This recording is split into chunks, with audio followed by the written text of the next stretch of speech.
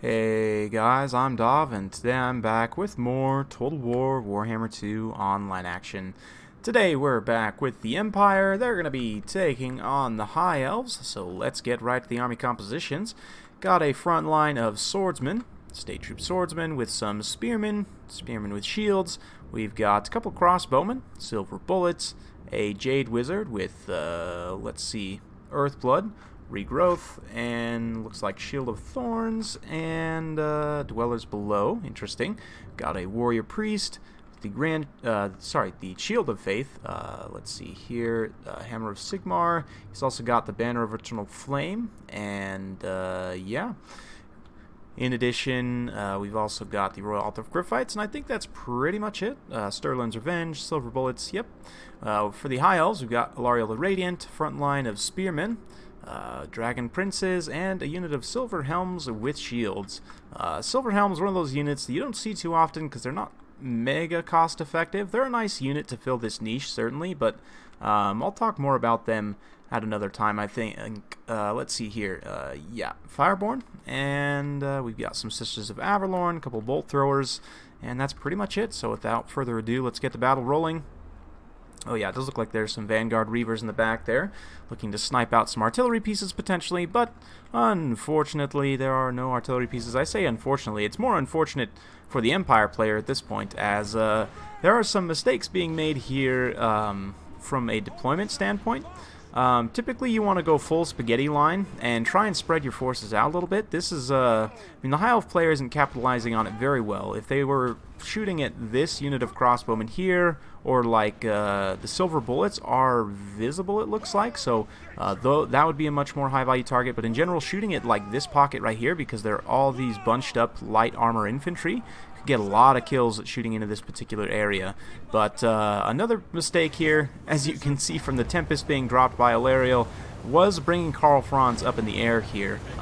He is a big expensive target up in the air like this, and Tempest is always a risk against the High Elves, so I would definitely recommend against bringing your expensive characters on flying mounts. Not to mention he's going to get hit by a few of those bolt throwers there. And the other issue I have with this Empire build is just a general lack of cavalry. You can see Silver Helms, Lyrian Reavers kind of circling up and getting into a position there. One other mistake I will point out is the Banner of Eternal Flame. If you're going to be using your Warrior Priest to support Demigryph Knights, you definitely don't want this flaming damage, because Dragon Princes have fire resistance of 70%, so if that Warrior Priest comes into range and tries to buff the Demigryph Knights, he's actually going to severely nerf their ability to put out damage because of that Banner of Eternal Flame. So in a multitude of matchups, I would say that Banner of Eternal Flame is a very good choice, but here it's actually going to be much more of a liability, especially for the intended role of this Warrior Priest. He jumps in himself, popping his buffs a little bit prematurely, and the Royal Altar of Griffites not going to get the benefit of those buffs. And again, the flaming damage there is going to be pretty bad overall. So some highlights here though: the Sisters of Averlorn getting taken out by the crossbowmen, very cost effective. You can see the silver bullets and the Sterling's Revenge trying to work out towards this flank to give some missile support and deal with these Dragon Princes. A very nice volley from the Sterling's Revenge here going into the Fireborn there. Their armor-piercing damage, they should be able to support reasonably well in this engagement, so some good missile play here, certainly, although you would want to try and spread out these crossbowmen, especially the silver bullets standing right behind them. Only a handful of them are going to be able to fire, so not the most effective fire there, but the Sterling's Revenge, with their 90 unit models firing into the flank here, do get some good damage done, but not quite enough to save them from the Dragon Princes. Meanwhile, over on this side, the Silver Helms are running nice rear charges on the Empire State Troop front line, which otherwise would have been doing very, very well.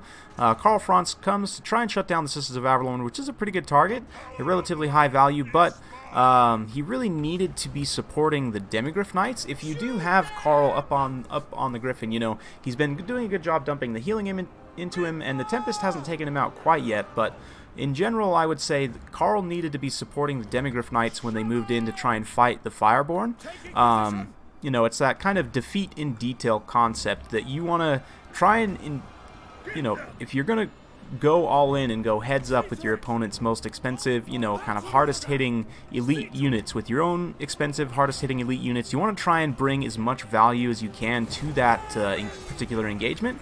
So in that sense, having, you know, Karl, the Warrior Priest, the Royal Orthographites, and the missile support all, you know, in conjunction, try and force a concerted engagement in this area with all of those supporting elements. You know, to take a head-up engagement normally with the Fireborn with just the Royal Orthographites unsupported would be pretty rough regardless, especially with the healing of Alariel, but you know, with the Empire, they definitely had the tools here to be able to win that engagement heads up. If Karl had been there and the buffs had all been, you know, all timed together properly and everything. Another issue with the Warrior Priest in this particular setup is his mount option. The Barded Warhorse actually makes him slower than Demigryph Knights, so he can't really keep up with them. It makes him a lot harder to get into a proper position to use those buffs appropriately, you know, to support the Demigryph Knights. But Karl being seen off here, unfortunately, and you can see the balance of power is tipping, so yeah, someone's brave enough to submit a loss for critique here, which, you know, I'm more than happy to do. You know, we all got to start out sometime, and certainly nothing wrong in learning. I try and, you know, focus my channel very much on kind of a coaching and you know, a learning style, providing solid information for you guys.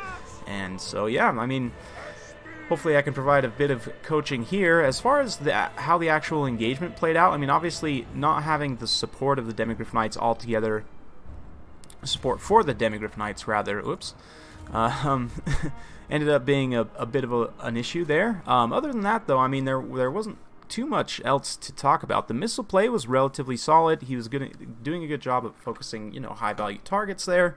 It's just that the build itself was a little bit lacking, and I will say on the deployment factor as well, again, you want to, especially with troops as light as state troops, I mean, technically, yes, when you get charged by cavalry, if you have more ranks, less guys will get hit, but against high elf cavalry, dragon princes in particular, state troops are going to get pancaked anyway. Even spearmen with their charge defense, they're just light. They don't have the most amazing combat stats. You know, they're just kind of basic troops.